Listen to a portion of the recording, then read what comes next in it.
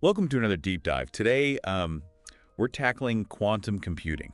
You send over Yeah. some dense research papers, and it seems like you're looking for a clear roadmap through this complex landscape. Quantum computing can definitely seem like a daunting field, especially if you're encountering it for the first time. Right. So let's start by thinking about it like this. Mm.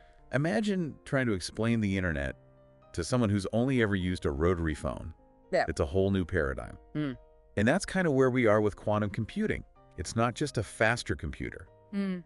It's a fundamentally different way of processing information. Exactly. It's like moving from black and white to color, Mhm. then to 3D, and then to something we haven't even conceived of yet. Wow. It relies on the principles of quantum mechanics, which governs the behavior of matter at the atomic and subatomic level. Okay, so to understand quantum computing, we need to grasp at least the basics of quantum mechanics. And I have to admit, some of this stuff makes my head spin. Let's start with the qubit, the building block of quantum computing. It's not a simple 0 or 1 like a bit in our classical computers. A qubit can be in a superposition, a blend of both states simultaneously. Think of it like a coin spinning in the air before it lands. Okay. It's not heads or tails. It's both possibilities at once. That's kind of what's happening with a qubit in superposition. It's not fixed to one state until it's measured. So it's like a qubit is holding all these potential outcomes in a delicate balance. And this ability to be in multiple states at once, that's where the power comes in. It leads to quantum parallelism, where a quantum computer can essentially explore many possibilities simultaneously. It's like having a massive team of explorers searching through a maze, each taking a different path. A classical computer would have to go one path at a time, while a quantum computer could explore all paths at once. That's why they're so potentially powerful for certain types of problems. Okay, that's starting to make sense. But the research also mentions entanglement, which sounds even weirder than superposition. It's like two qubits are linked. No matter how far apart they are, and what happens to one instantly affects the other. Entanglement is one of the most mind-boggling aspects of quantum mechanics. Einstein famously called it spooky action at a distance, because it seems to defy our everyday understanding of how things should work. So it's not just science fiction. Entanglement is a real thing. Absolutely. It's been experimentally verified countless times. One way to think about it is to imagine two entangled electrons. If you measure the spin of one electron and find it spinning up, you instantly know the other electron is spinning down, even if they're light years apart. It's as if they're connected by an invisible thread. And this isn't just a theoretical curiosity. It has real implications for quantum computing, right? Right. Entanglement is at the heart of many powerful quantum algorithms. It allows qubits to work together in ways that are impossible for classical computers, creating a sort of quantum synergy that boosts computational power. So superposition and entanglement, these are two key concepts we need to wrap our heads around to understand the potential of quantum computing. But let's get down to brass tacks. What are some of the practical advantages of quantum computing? The research mentions cracking codes. For one, it seems like our current encryption methods might be in trouble. That's a significant concern, and many of our online security systems rely on the difficulty of factoring large numbers, a task that would take classical computers an impractical amount of time. But a sufficiently powerful quantum computer could potentially factor these numbers exponentially faster, cracking our current encryption schemes wide open. Well, that's a bit alarming. But thankfully, the research also talks about researchers developing quantum-resistant encryption, right? Yeah. It's like a race against time to stay ahead of the quantum hackers. Exactly. Cryptographers are working hard to develop new encryption methods that can withstand the power of quantum computers. It's a crucial area of research as we enter the quantum era. All right, so cybersecurity is one area where quantum computing could have a major impact. But what about other fields? What about using these quantum computers to simulate complex systems? The ability to simulate quantum systems accurately is a game changer. Think about simulating the behavior of molecules at the atomic level, which is incredibly difficult for classical computers. With quantum computers, we could design and test new drugs, develop innovative materials, and gain a deeper understanding of the universe at its most fundamental level. So instead of trial and error in a lab, we could use quantum simulations to design drugs and materials with a much deeper understanding of how they'll behave. That's pretty amazing. And not just in those fields. Imagine the possibilities in finance, logistics, artificial intelligence, almost any field where complex systems are at play. All this potential is incredible, but actually building a quantum computer is no walk in the park, right? These things are delicate and complex. What are some of the challenges involved?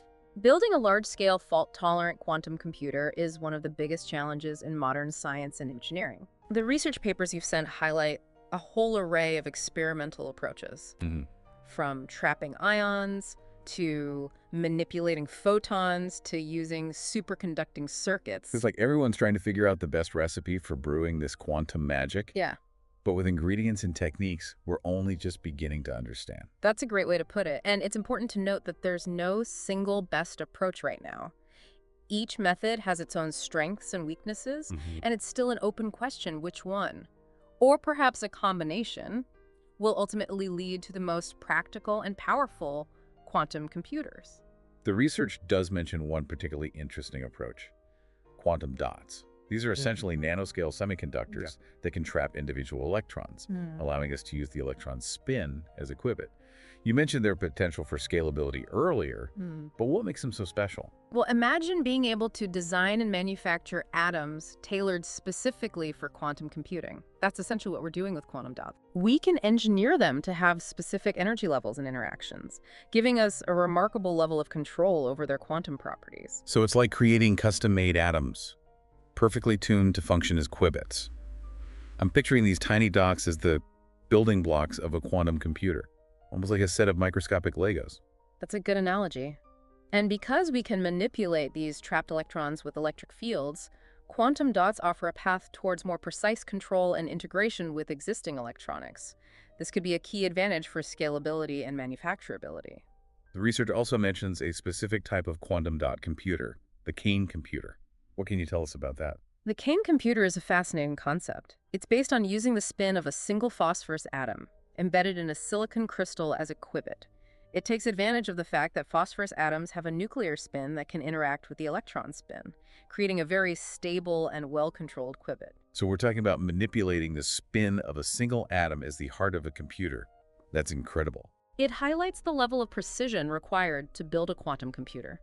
We're no longer dealing with bulk materials, we're manipulating individual atoms and their quantum properties. All this talk about manipulating atoms makes me wonder about the potential for other fields like nanotechnology.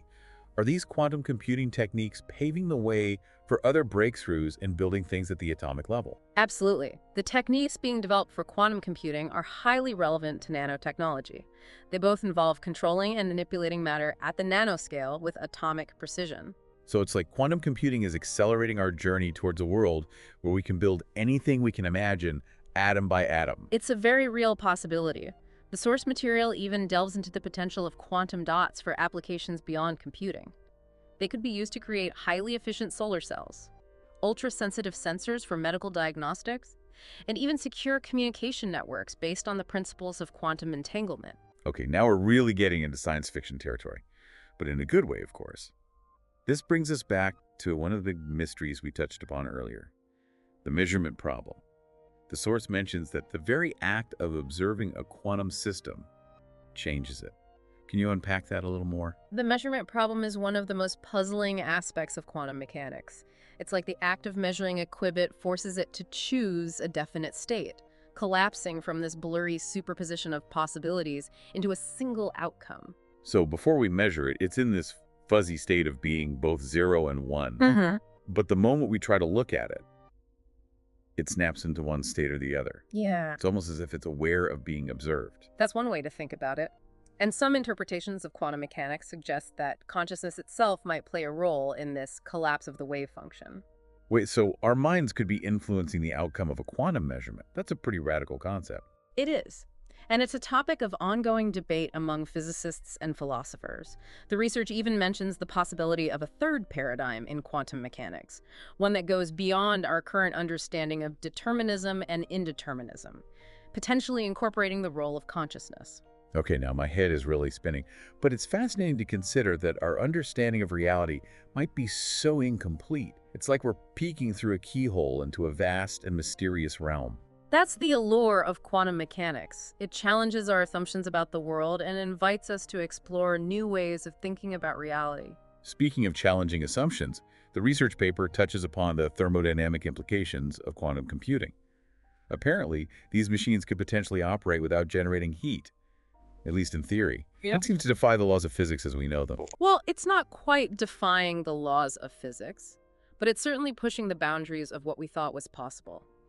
Classical computers generate heat because they discard information during computation, but quantum computers ideally can operate reversibly. This means they can perform calculations without losing information, making them theoretically capable of running without generating heat. So it's like being able to run a calculation forward and backward without any energy loss along the way. That's pretty incredible. It is. Of course, in practice, building a perfectly reversible quantum computer is extremely challenging. Real-world materials and components will inevitably introduce some degree of irreversibility. But the concept of reversible computation is a profound one, and it has implications that go beyond energy efficiency. The research goes into some detail about the concept of reversibility, even talking about specific types of quantum gates that are designed to be reversible. Yes, reversible quantum gates are essential for building practical and scalable quantum computers. They allow us to manipulate qubits while preserving information, ensuring that we can, in principle, reverse the computation and restore the system to its original state. This reminds me of something we discussed earlier, the challenge of decoherence. Keeping those qubits in their delicate superposition states is crucial for quantum computing to work. And it seems like minimizing heat generation could help with that. Absolutely. Decoherence is one of the biggest obstacles to building large-scale quantum computers. Any interaction with the environment can disrupt the coherence of the qubits, causing them to lose their quantum properties and behave like classical bits. And heat is a major source of decoherence. So by building quantum computers that operate more reversibly and generate minimal heat, we can reduce the risk of decoherence and keep those qubits entangled and happy. Exactly. It's all about creating a very controlled environment for these delicate quantum systems to thrive in. This deep dive into quantum computing is already so much to process. We've covered everything from mind-bending concepts like superposition and entanglement to the very real challenges of building these incredibly complex machines. What's fascinating is how this field is pushing the boundaries of not just technology, but also our understanding of the universe itself. You know, one thing that strikes me is how much of quantum computing relies on really abstract mathematical concepts. It feels like we're moving further and further away from the physical world of circuits and transistors. It's true. Quantum computing is a highly abstract field. It relies heavily on concepts from linear algebra, complex numbers, and of course quantum mechanics. But even though these concepts can seem very removed from our everyday experience, they have very real consequences in the world of quantum computing. So it's like we're using math as a language to describe and manipulate the quantum world. And by doing so, we're creating entirely new forms of computation. Precisely. Math is the key that unlocks the secrets of the quantum realm. It allows us to model the behavior of qubits, design quantum algorithms, and understand the limits and possibilities of quantum computation. The research mentions something called the no-cloning theorem, which sounds pretty intriguing. It suggests that you can't simply copy a quantum bit like you can a classical bit. Why is that? The no-cloning theorem is a fundamental principle of quantum mechanics. It states that it's impossible to create an exact copy of an unknown quantum state.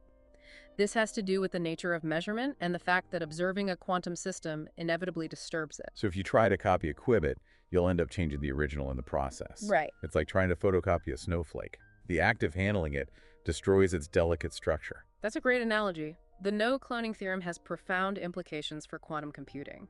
It means that we can't just rely on traditional methods of copying and storing information.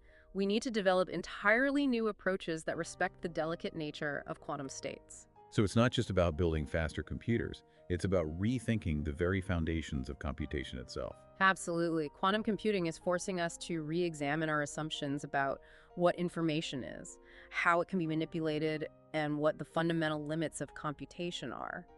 The research also delves into some alternative interpretations of the no-cloning theorem, connecting it to concepts like entropy and irreversibility in thermodynamics.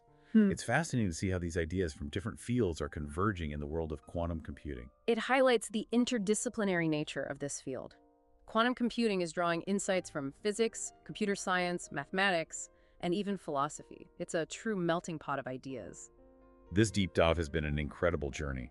We've explored this mind-bending world of quantum computing, from the fundamental principles of quantum mechanics to the cutting-edge research that's pushing the boundaries of technology. And it's a journey that's just beginning.